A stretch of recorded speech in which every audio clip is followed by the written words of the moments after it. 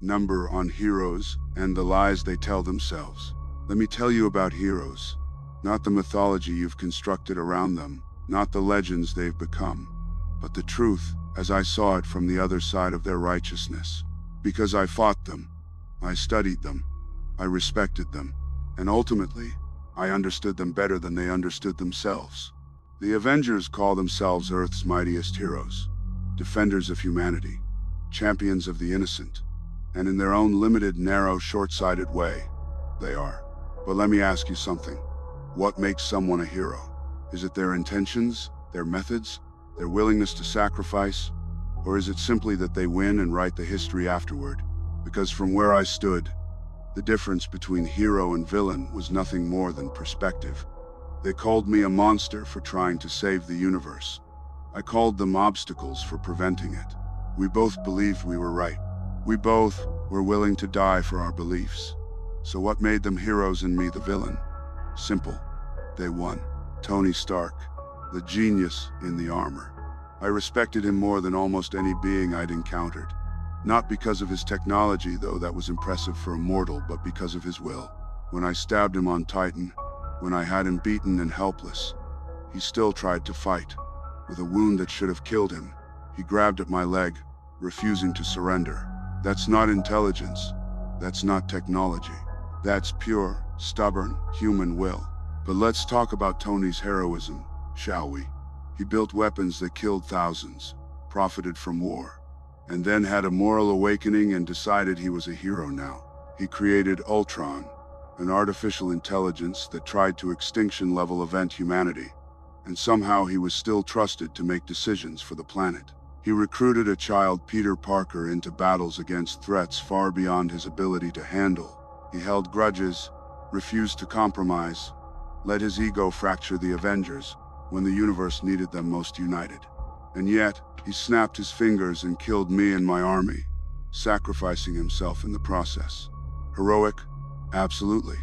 But also exactly what I did. He killed billions in an instant to save trillions.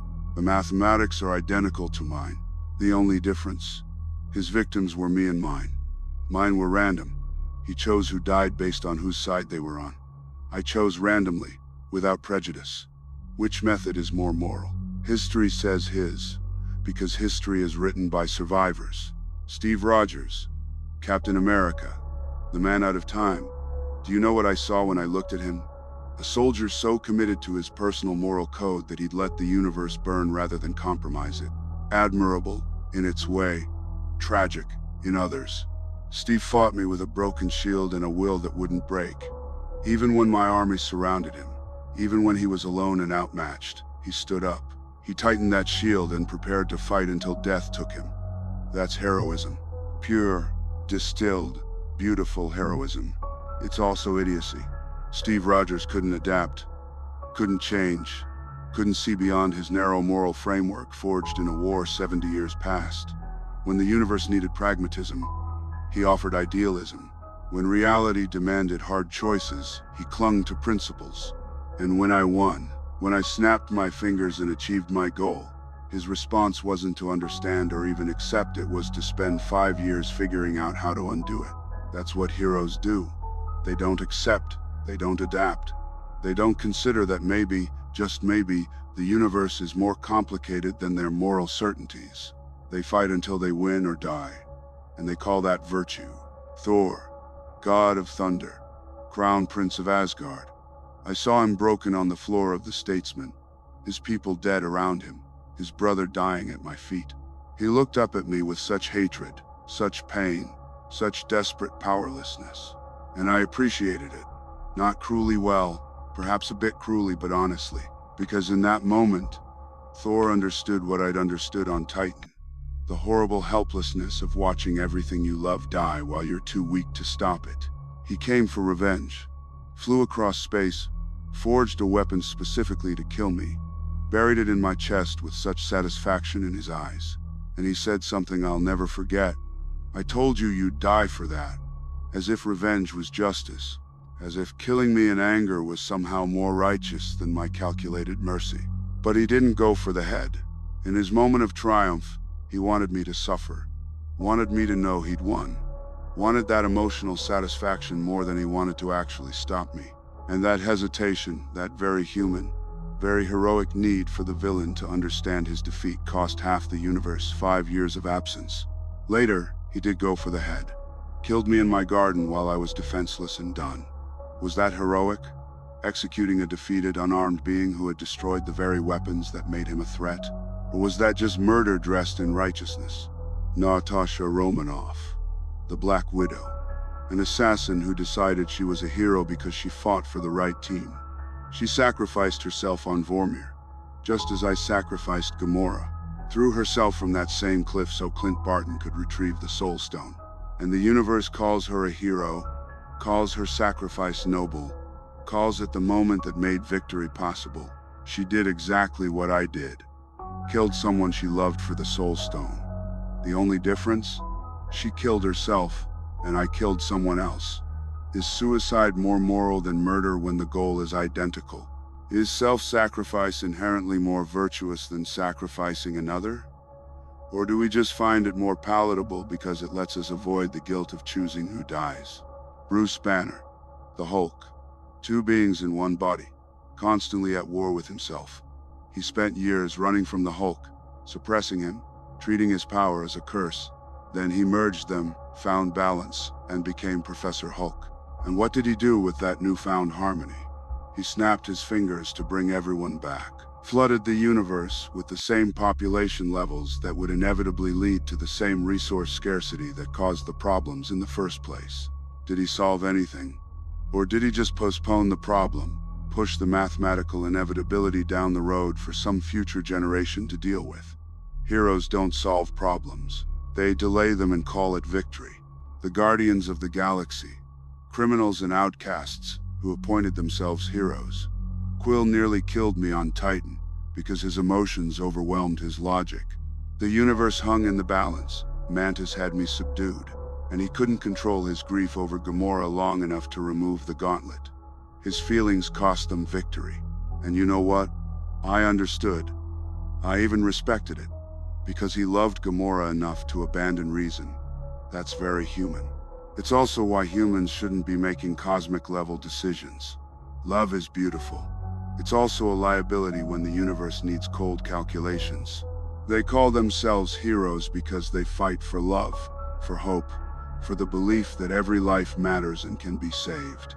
It's a beautiful lie, a necessary lie perhaps, the kind of lie that makes existence bearable for beings who live such brief lives that they can't afford to think in larger scales. But it is a lie. Every life cannot be saved. Every person cannot be fed. Every species cannot be preserved. The universe is not infinite. Its resources are vast but ultimately finite. And finite resources meeting infinite growth leads to one inevitable conclusion: collapse. I watched it happen on Titan. I've watched it begin on 1,000 worlds. The mathematics don't lie, even when heroes do. The Avengers operated on a simple principle: protect everyone, save everyone, leave no one behind. Noble, impossible, and dangerous because it prevented them from making necessary choices. They would rather everyone die fighting than half survive through mercy. Is that heroism or cowardice? Is it brave to fight impossible odds? Or is it brave to make the terrible choice that everyone else is too weak to make? Is it heroic to save everyone, or wise to save who you can? They fought me with hope. Hope that they could win. Hope that there was another way. Hope that love and determination and last-minute luck would somehow overcome mathematics and reality. And do you know what? It worked. Not because hope was logical or realistic, but because the universe occasionally rewards the irrational with impossible outcomes. Tony Stark invented time travel in an afternoon because he needed to. They navigated infinite timelines and quantum realms and temporal paradoxes because the plot required it. They assembled all 6 Infinity Stones against impossible odds because heroes don't accept defeat. That's not strategy. That's not wisdom. That's narrative luck. And in the real universe, outside of stories with satisfying endings, luck runs out. Hope fails. Love isn't enough. And the heroes, who refuse to accept hard truths, lead their civilizations into the same fate that consumed Titan. But here's what I learned. watching Tony Stark snap his fingers and erase me and my army. Heroes don't need to be right. They just need to inspire. They don't need perfect solutions. They just need to make people believe solutions exist. They don't need to solve cosmic problems. They just need to solve immediate ones and let the future worry about itself. That's the power of heroes. Not their strength or intelligence or technology, but their ability to make others believe. Believe that right will triumph, that good will win, that the universe bends toward justice, even when all evidence suggests otherwise. I had logic, I had mathematics, I had cosmic power and centuries of experience, and I lost to a man in a metal suit who believed impossible things and made them real through sheer stubborn refusal to accept reality. Maybe that's what makes someone a hero. Not being right, but being believed. Not solving problems, but inspiring others to try.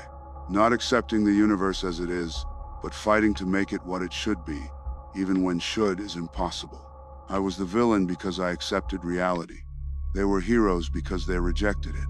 And in the end, reality bent to their will, not mine. Perhaps that's the lesson. Perhaps the universe doesn't reward logic or mathematics or perfect philosophical positions. Perhaps it rewards the ones foolish enough to hope anyway, stubborn enough to fight anyway, naive enough to believe that love and sacrifice and desperate last stands actually matter. The Avengers were heroes, not despite their flaws, but because of them.